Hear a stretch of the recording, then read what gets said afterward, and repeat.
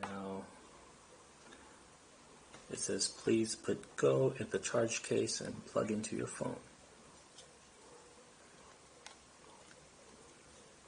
And the case is blocking it. It's, I don't know, maybe less than 1 millimeter. And it just won't fit. If I take it out of the case,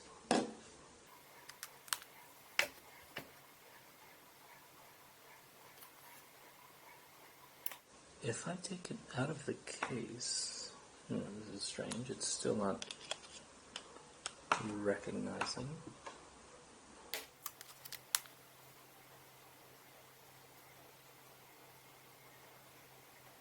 See how I can connect with the case. I have this data transfer cable.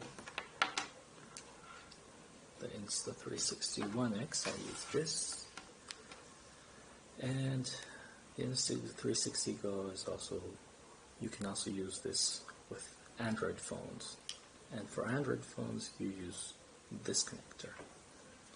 So let's see if this recognizes.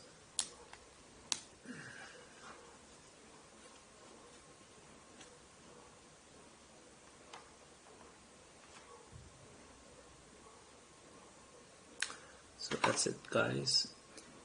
If you want to use your iPhone in a case,